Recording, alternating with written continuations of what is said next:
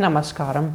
आज की वीडियो में बात करेंगे घर में बच्चे से लेकर के बुज़ुर्ग तक जब किसी को लूज़ मोशन लगे तो हमें क्या क्या स्टेप्स लेने होते हैं, और आपात स्थितियों में जब हमारे पास साधन नहीं होते कुछ करने के, तो उस स्थितियों में तो खासकर हमें बहुत सटीक जानकारी होनी चाहिए कि हम क्या क्या स्टेप्स उठाएं जिससे कि ये प्रॉब्लम ठीक हो, क्या क्या चीज़ें ना करें कि जब तक मेडिकल एड हेल्प हमें नहीं मिलती हमारे क्या एक रूटीन होनी चाहिए, क्या किन किन गलतियों को हम करते हैं जिसकी वजह से प्रॉब्लम बढ़ती है, इस पे बात करेंगे। सबसे पहली चीज़ होती है कि खाना पीने में जो चीज़ें मैं बताऊंगा वही दें, और हो सके तो अगर ज़्यादा खाने से दस्त लगे हैं या किसी चीज़ से पॉइजनिंग हुई है तो उस कारण से आप पहले खाने की चीज़ें रोकें। और पहला स्टेप होता है कि आप कपूर अगर घर में पड़ा है मिल जाए तो ये बहुत ही अच्छा है। होम्योपैथिक भी मेडिसिन आती है कैम्फर, कपूर से ही बनती है। अगर घर में कपूर पड़ा है तो गेहूं के दाने जितने से लेकर के काले चने के दाने जितना कपूर, बच्चे से बड़े आदमी तक, ये कपूर इतने से पानी के साथ बॉयल करके ठंडा किया हुआ पानी, इतने से पानी के साथ हम दे देते हैं। 15 मिनट 20 मिनट बाद फिर एक डोज दे देते हैं, फिर 15-20 मिनट बाद एक डोज दे देते हैं। ये है इमरजेंसी के लिए, हम 3 डोज देते हैं तो उससे लूज मोशन रुक जाते हैं काफ़ी। जब घर में कोई इधर उधर ढूंढ के भी दवाई ना मिले, मिल जाए कोई तो ले लेनी चाहिए, लेकिन ना मिले तो ये पहला स्टेप है।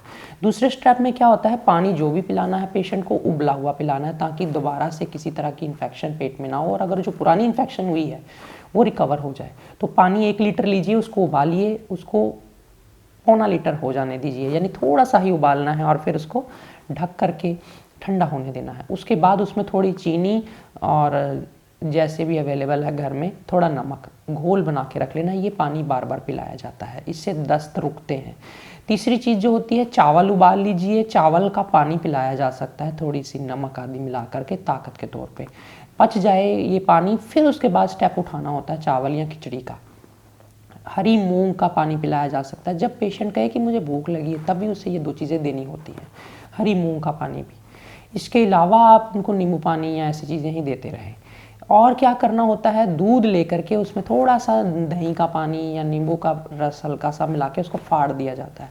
उसका छेना अलग हो जाता है, जो नीचे पानी बचता है उसको हम बोल देते हैं पनीर का पानी। तो पनीर का पानी अगर हम 1-1 कप बड़े आदमी को, बूढ़े आदमी को, बुज़ुर्ग को, किसी को दे दे दिन में 3-4 बार, और बच्चे को जितना वो पी सके बार बार चम्मच के साथ अगर माँ देती है तो उसको दस्त आने बंद हो जाते हैं। बड़ा इफ़ेक्टिव है ये, और ये कोई इसका नुकसान भी नहीं है पनीर के पानी का। इसके अलावा घर में आप देख लो चारों तरफ क्या क्या अवेलेबल है। अगर दही अवेलेबल है, पर ध्यान रहे कफ नहीं होना चाहिए उस पेशेंट को साथ में, तो अगर दही अवेलेबल है तो उसमें थोड़ा सा दही में इसबगोल डाल करके दे दिया जाता है दस्त में, वो आराम आ जाता है। इसबगोल नहीं मिला तो फिर दही में थोड़ा आधा केला, थोड़ी सी शक्कर फेंट के दे दी जाती है। वो भी ना मिले तो दही खाली दे दी जाती है, उससे आराम मिल जाता है थोड़ा सा। बाकी चीज़ें ऊपर वाली जो मैंने बताई वो भी साथ में ही करनी होती हैं।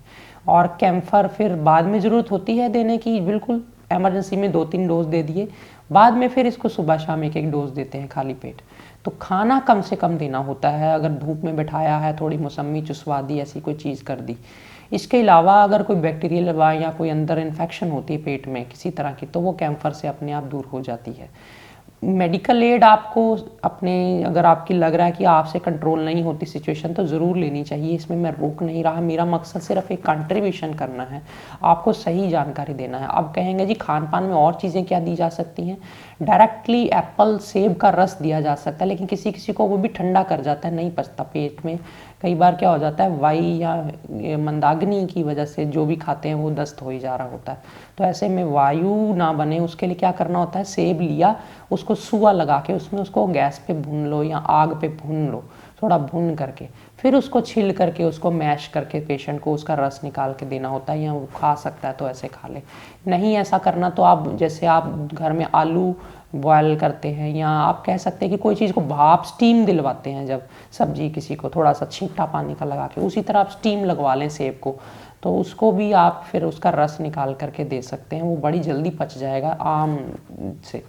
तो ये था, खिचड़ी आदि दे सकते हैं। दवाई मैंने आपको बता दी है। इसके अलावा बड़ी सारी घर में चीज़ें होती हैं जो आपके किचन में मिल जाएंगी। सौंफ, फेनल सीड्स 1 चम्मच या 2 चम्मच सौंफ ले लीजिए, बड़े आदमी के लिए, छोटे के लिए 1 गिलास पानी में उबालिए। जब आधा रह जाए तो इसको थोड़ा ठंडा होने दें, ढक दें, और हल्का गुनगुना रह जाने पे या ताज़ा हो जाने पे इसको छान करके पिला दीजिए दिन में 2-3 बार। 2 बार बहुत है, बाकी चीज़ें भी चल रही हैं तो ये सौंफ का पानी भी कब्ज करेगा। तो वैसे सौंफ पेट साफ़ करेगी, लेकिन सौंफ का पानी कब्ज करेगा।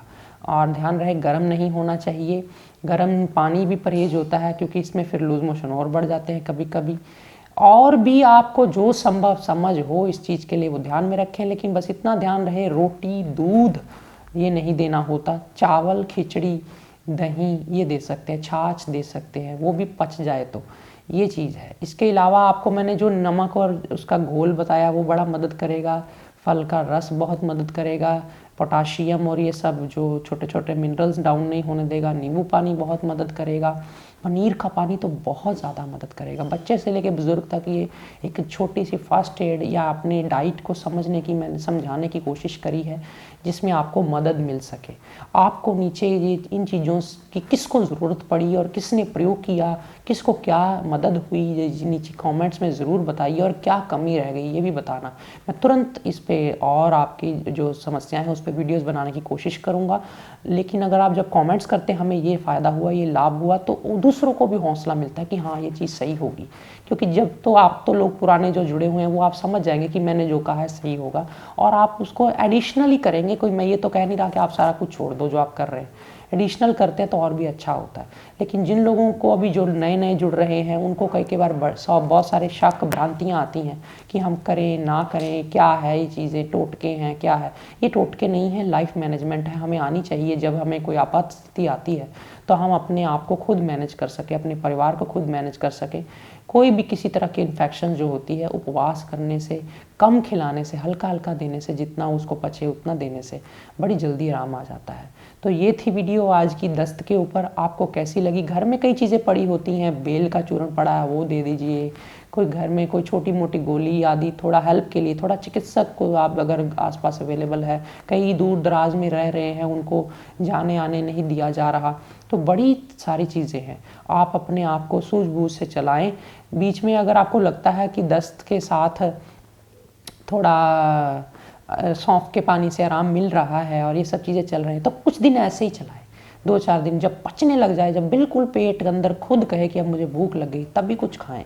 अन्यथा चोकर नहीं देना होता, चोकर वाली रोटी नहीं देनी होती। सादी ये रोटी तो थोड़े दिन देते ही नहीं है, लेकिन चोकर से फिर दोबारा दस्त लग जाते हैं। ऐसे ही हाई फाइबर नहीं देना होता, तो दाल भी देनी होती है तो धुली हुई देनी होती है, छिलके वाली दाल दस्त में नहीं देते। ये सारी चीज़ें आपको ध्यान में रखनी है। आज फिलहाल इतना ही। नमस्कार।